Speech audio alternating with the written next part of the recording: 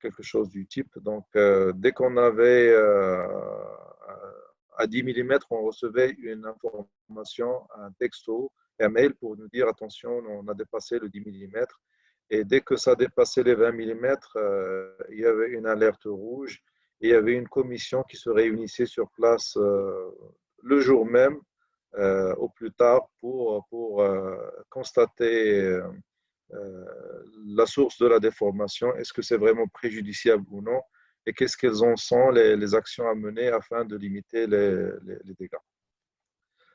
Aussi, suite à l'effondrement qu'on voit dans la photo à gauche, une politique de gestion de risque a été menée en place grâce à l'effort de C. Ahmed, donc, qui, compte tenu de son recul d'expérience dans le domaine minier, donc on a pu en profiter pour établir une cartographie de risque type chute de bloc, déplacement d'une semelle, ainsi de suite.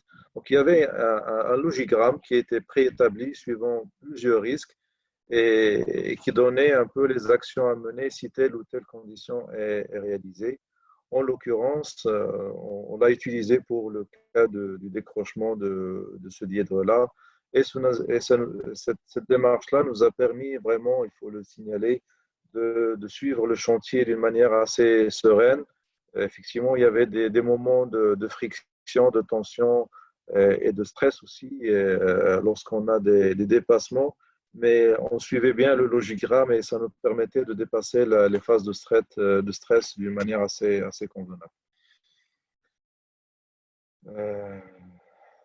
Donc voilà, pour terminer ce sujet-là avec une très belle photo que je trouve assez jolie, prise du R+15 qui donne sur la fouille une fois qu'il était terminé. Et on voit bien ici à droite la photo du R+15 avec les braquants qui font d'ailleurs l'objet d'enlèvement en ce moment même, parce que c'est des braquants qui soutiennent une poussée du remblai derrière le parement du voisin. Et il a fallu mettre en place un phasage pour les enlever un par un, moyennant une micro-berlinoise, ainsi de suite. Donc, ça a été pour le premier sujet. Ça m'a pris un peu une vingtaine de minutes. Donc, j'enchaînerai avec le deuxième sujet qui est complètement différent. C'est toujours une fouille, moins importante que les 20 mètres, mais qui est assez riche d'enseignements qu'on va le voir par la suite. Donc, c'est un projet qui se passe à Tanger, longeant l'avenue Mohamed VI, à côté de la corniche de Tanger. Vous voyez ici, je ne sais pas si c'est clair, l'empreinte d'une paroi qui a été réalisée en 2010 par des Espagnols pour un projet mené par un entrepreneur espagnol. Donc, ça a été réalisé en 2010 avec une finalité d'accueillir 2 sous-sols initialement.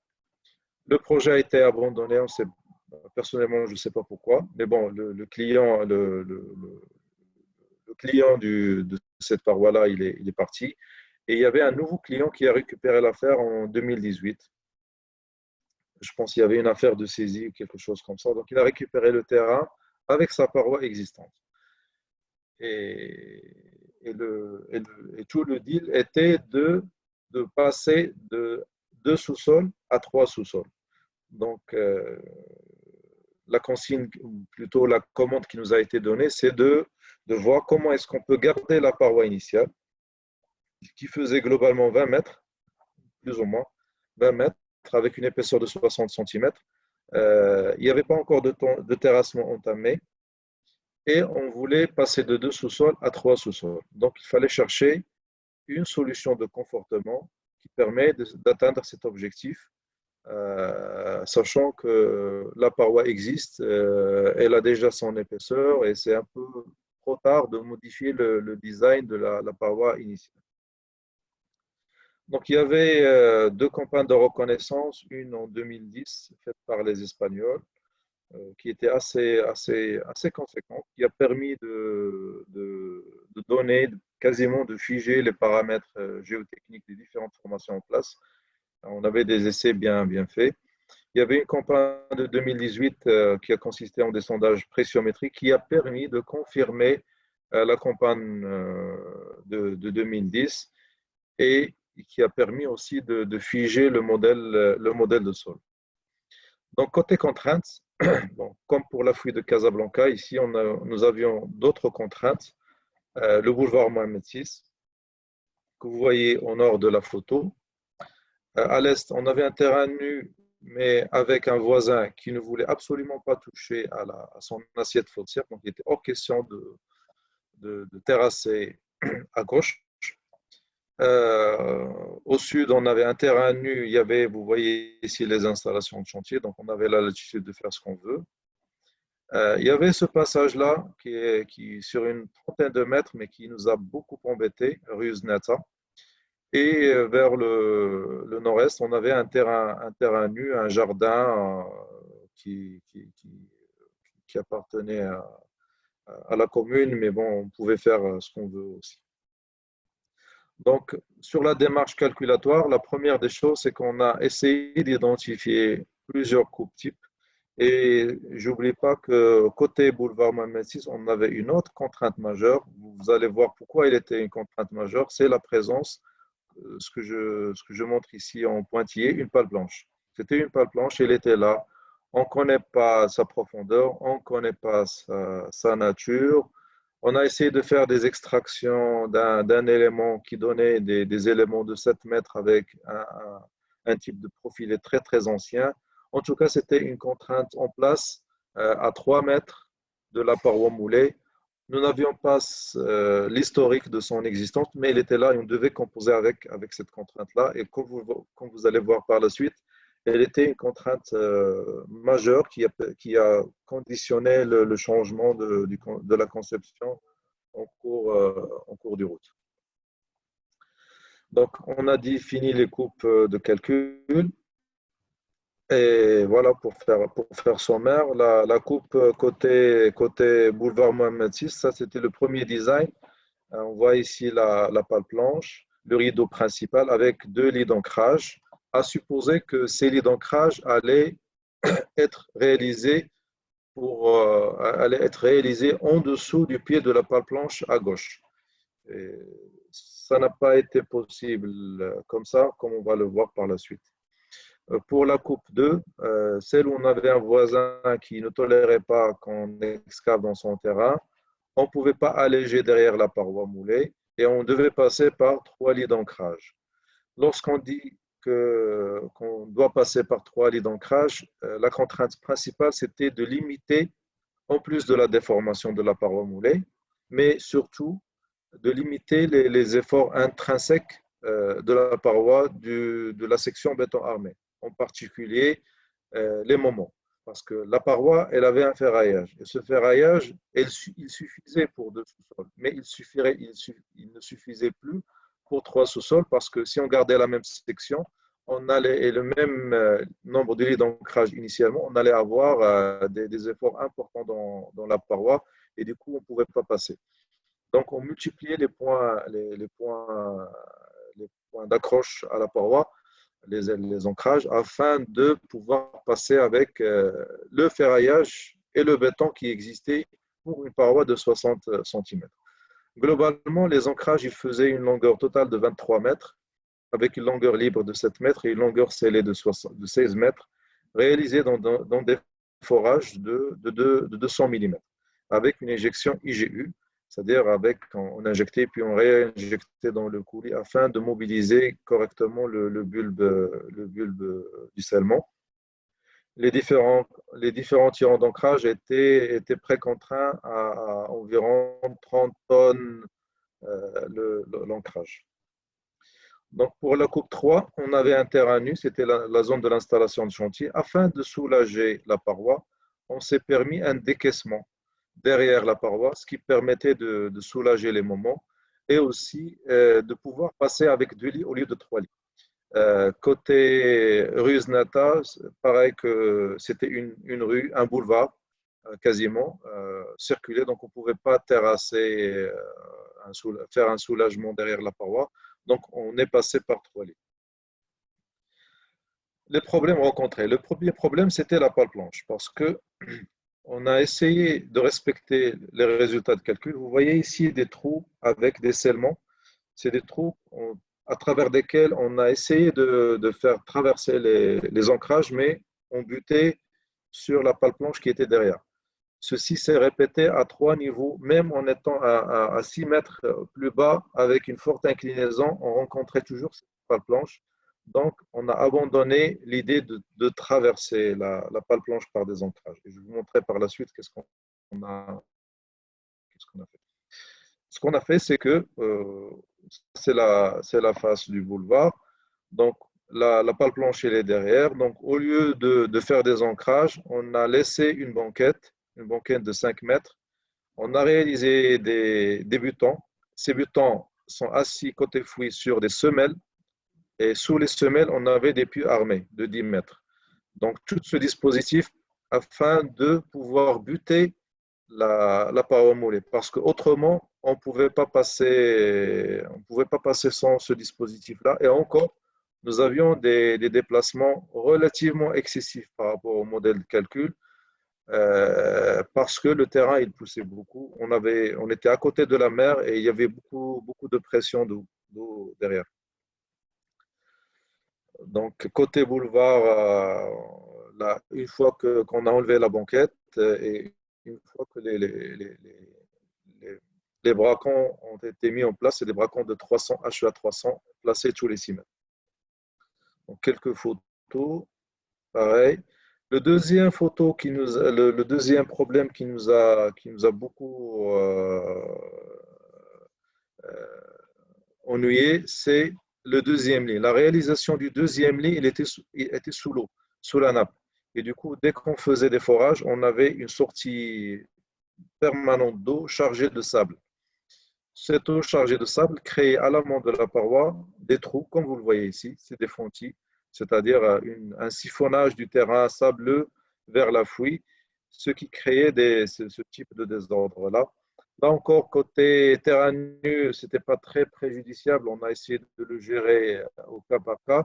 Mais côté Rusneta, ces fontis ont pu remonter, pas en surface, mais quasiment, et ont occasionné quelques fissures sur la voie ferrée, lesquelles fissures ont été injectées au temps voulu afin de limiter les dégâts de la voie.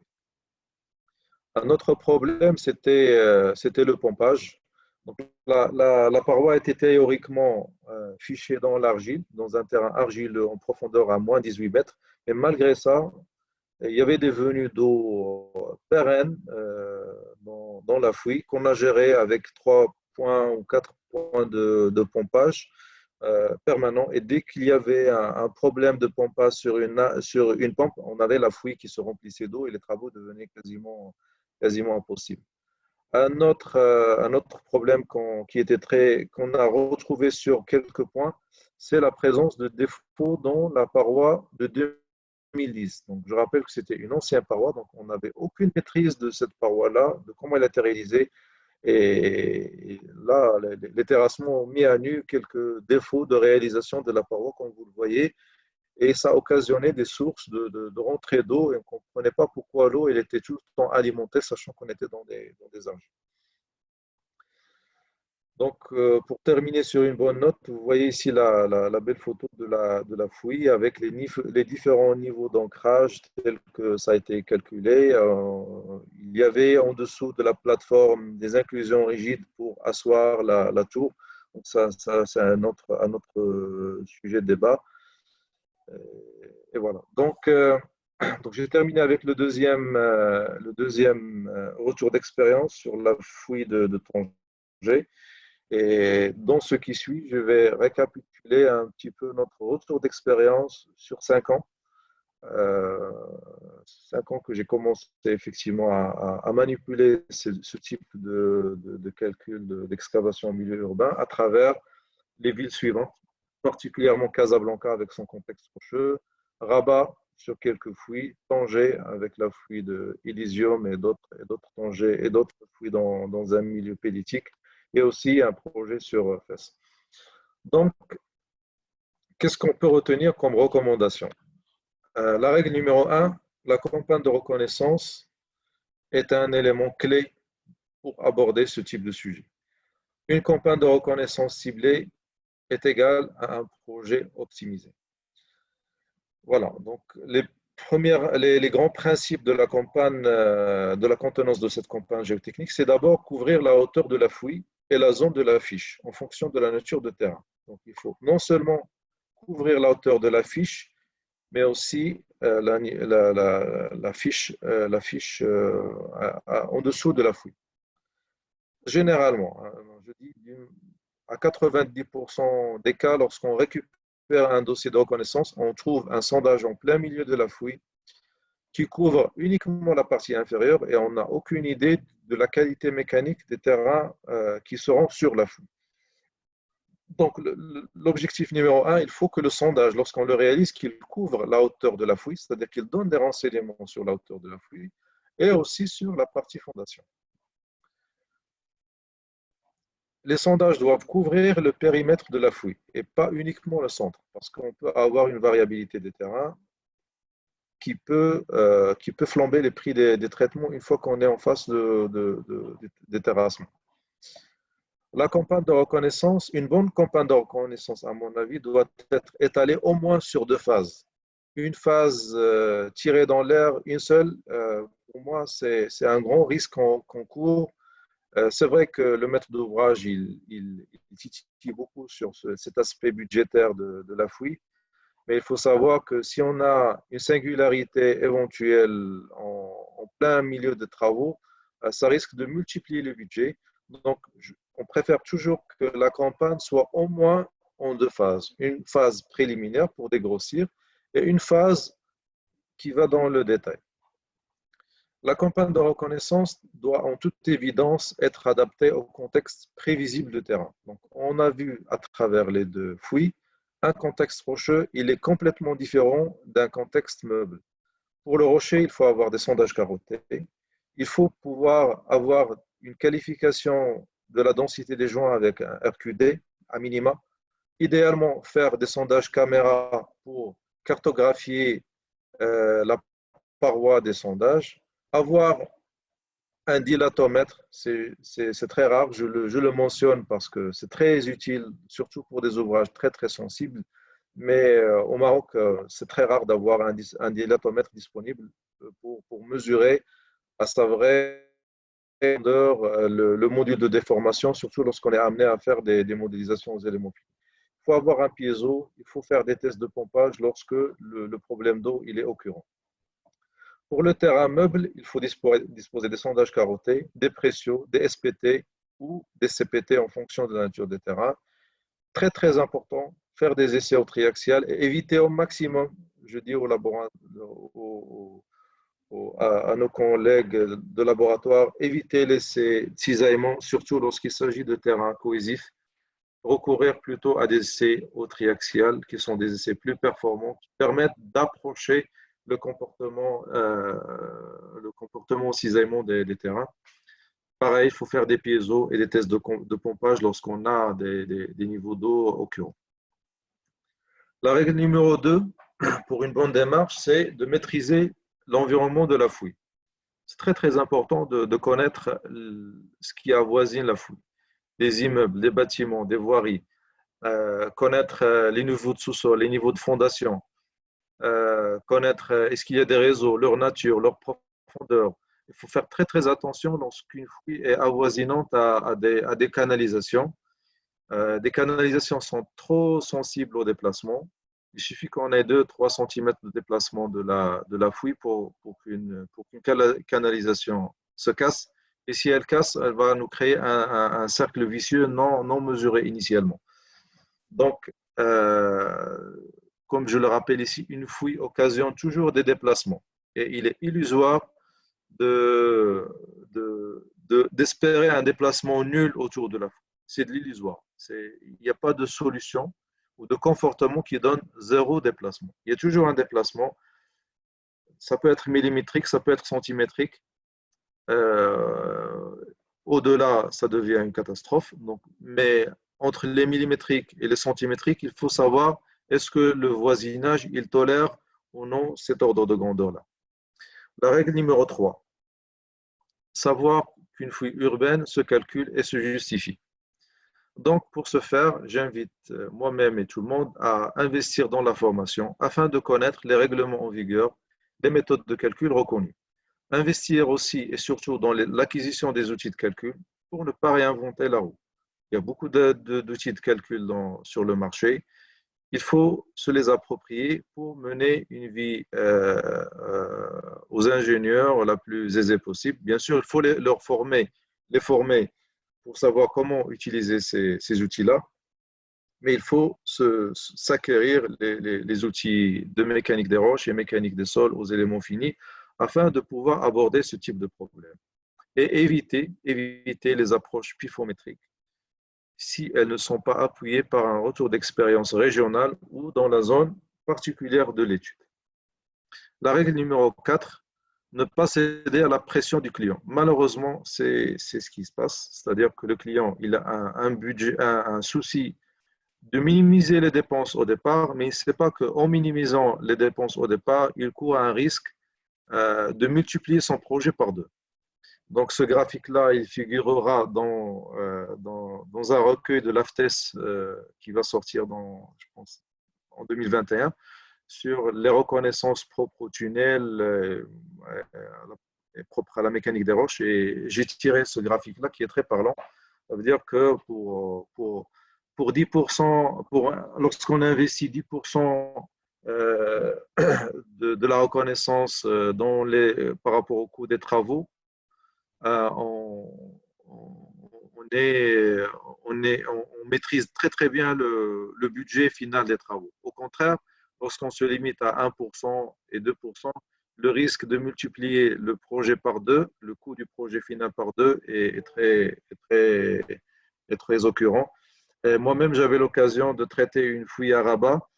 Un client, il n'a pas voulu réinvestir dans une nouvelle campagne de reconnaissance qui coûtait peut-être 20 000 dirhams pas plus, afin de rajouter un peu plus de précision sur les éléments de cisaillement. Et au lieu d'investir 20 000 dirhams, il a préféré carrément sacrifier deux sous-sols. Il avait un projet de 3 sous-sols et juste parce qu'il ne voulait pas investir trop dans la reconnaissance, il a préféré la sécurité et rester avec un sous-sol. C'était un choix, mais bon, c'est un peu bizarre comme choix. Donc, vaut mieux une campagne exhaustive qu'un sinistre irréparable et vaut mieux un soutènement bien calculé selon les règles en vigueur que des désordres en erreur.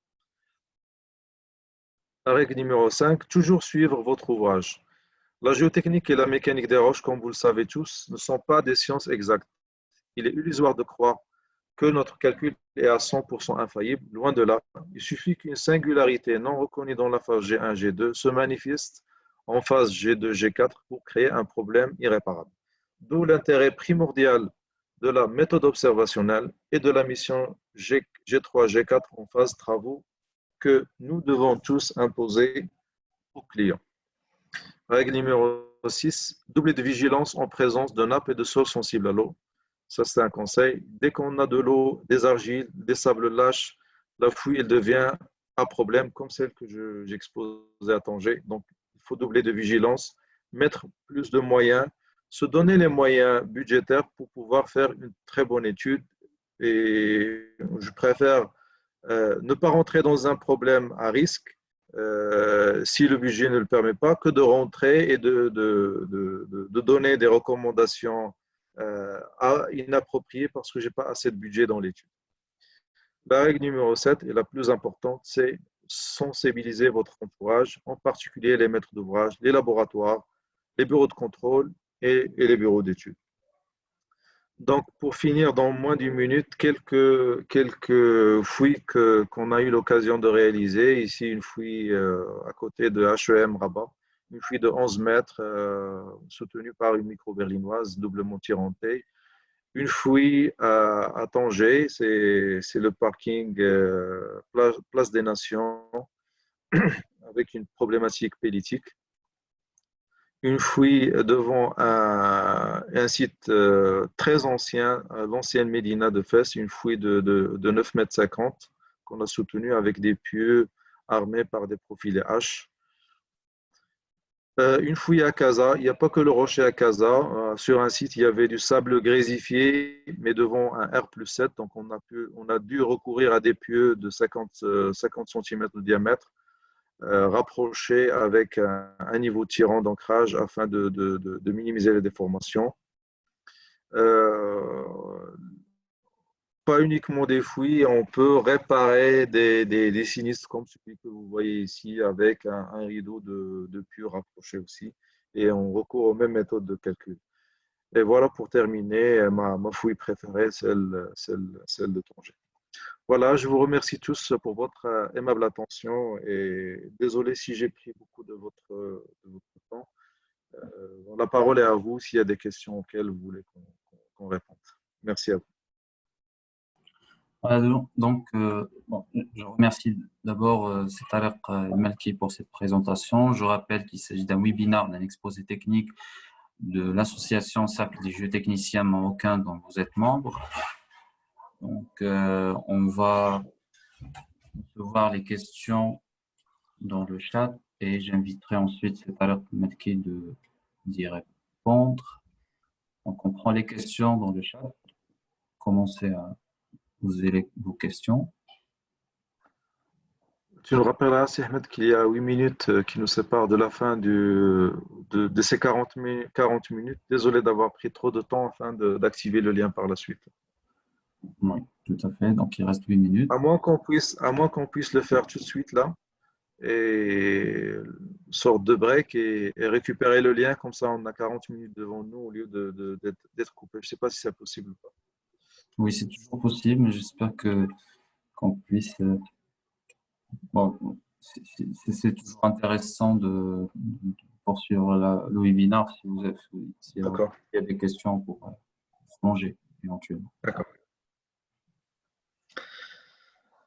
Donc, on attend vos questions. Posez-les sur le chat ou juste demandez de prendre la main et prendre la parole.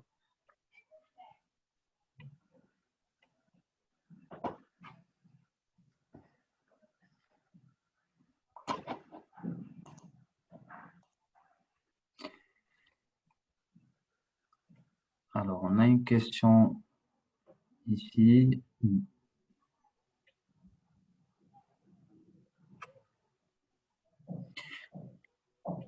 Tariq, est-ce que tu as accès au chat? Est-ce que tu visualises le chat? Je vois la question de Khadija. Pourquoi on n'a pas pensé à faire appel à des investigations géophysiques qui ont l'avantage d'être réalisées depuis la surface pour identifier l'emprise de la paroi et de la pale planche? C'est une proposition qu'on a faite au maître d'ouvrage. J'avais personnellement insisté lorsqu'on a commencé à avoir cette récurrence de la hauteur de la pale planche. Ça n'a pas suivi parce qu'il fallait faire ce qu'on appelle la méthode parallèle, si ma mémoire est bonne, qui permet d'identifier le changement de faciès, en l'occurrence le changement de type acier à sol. Mais il y avait pas de bon entendeur. La seule solution qui a été proposée, c'est de faire une extraction de la pale planche. On a extrait un bout de 7 mètres. Mais dans la réalité, je pense que cette pale planche, elle faisait plus que 12 mètres. Mais cela dit, c'est une bonne question. On l'a proposé, mais le client n'a pas suivi, d'autant plus que dans la foulée, dans l'urgence, ce n'était pas possible à travers le client.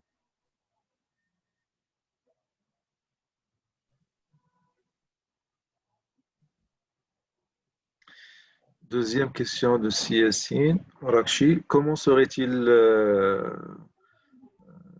possible de modéliser un sol formé par des alluvions de taille variable lorsque les sondages ne permettent pas de relever leur état de compacité et matrice? C'est une très bonne question. Donc, à mon avis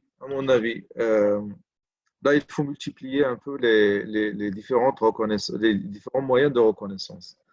Euh, on sait bien que les pressiomètres ont du mal à rendre compte de la compacité des alluvions. Donc, il ne faut pas hésiter à utiliser, à coupler avec des, CPT, des SPT, surtout si les alluvions ont une taille un peu importante, le CPT peut ne pas marcher. Donc, utilisez des SPT qui sont assez bons pour témoigner de la densité et de la passer avec des corrélations pour retrouver des cohésions, des angles de frottement dans la masse. Cela dit, le fait de recourir à une approche observationnelle a tout son mérite de valider le modèle, parce que là, l'objectif ultime n'est pas de faire le modèle de calcul et de sortir un dimensionnement. L'objectif ultime, à mon avis, c'est de réussir le projet, de réussir le soutènement. Et cela ne peut être possible qu'à travers une approche observationnelle. C'est-à-dire, on fait des hypothèses, on fait une reconnaissance, on fait tout ce qu'on peut, on dégrossit le problème, on sort un design. Et c'est la réalité qui va nous dire est-ce que notre design il est valable ou pas à travers des indicateurs de déplacement, de déformabilité, des inclinomètres qu'on peut placer. Et dès qu'on a des écarts, on peut revenir à la charge sur le modèle de calcul et on peut, au moment même des terrassements, avoir plus de visibilité sur la nature du terrain, rajouter un lit d'ancrage. Donc, c'est la démarche triviale et, à mon avis, la plus normale d'un projet géotechnique, au lieu d'avoir cette idée qu'il faut figer le calcul dès le départ et ne pas revenir dessus par la suite. Donc, si la réponse n'est pas convaincante, pareil pour Khadija, n'hésitez pas à échanger.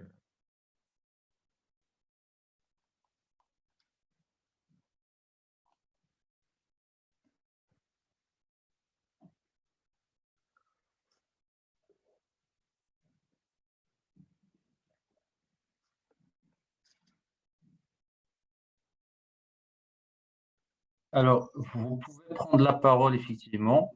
On donne donc, Khadija, tu peux prendre la parole. Salam alaikum. Bonsoir tout le monde. Vous m'entendez du coup? Vous m'entendez très bien? Oui, bonsoir. Vas-y. Bonsoir. Du coup, moi j'avais juste, je voulais rebondir sur ta réponse, Tariq. Et en fait, elle reprend un peu ta conclusion à la fin, le fait d'investiguer très bien le projet permet de gagner énormément, vraiment énormément. Et je voulais juste rajouter un truc par rapport à l'eau. À mon avis, des fois, en fait, dans certains projets qui sont comme ça des excavations de grande profondeur, pour justement limiter ces gradients d'eau, limiter tout ce qui est boulance, tout ce qui est renard hydraulique, etc., on a même recours à une fiche hydraulique, c'est-à-dire une fiche qui n'est pas ferraillée, juste la mettre pour diminuer justement ce gradient. Donc, je suis tout à fait d'accord que la problématique de l'eau est vraiment très, très à prendre au sérieux lorsqu'on a une excavation. Et Je confirme, Khadija, en parallèle avec la problématique mécanique des roches qui peut aborder au Maroc, la mécanique des sols, à la limite, on arrive à se débrouiller, je m'excuse du terme. Pour les problèmes d'eau dans les fouilles, ça, on a beaucoup de.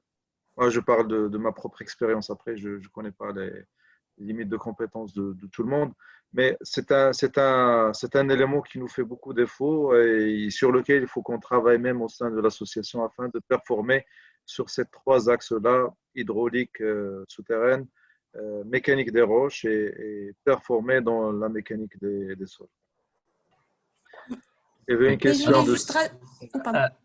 Vous m'excusez parce qu'il reste 1 minute et je pense que le débat commence à prendre de l'ampleur. On va devoir se reconnecter pour répondre aux différentes questions. OK. Si vous permettez. Donc, on se reconnecte en même bien que tout à l'heure. On est une vingtaine de participants maintenant. Donc, à tout de suite.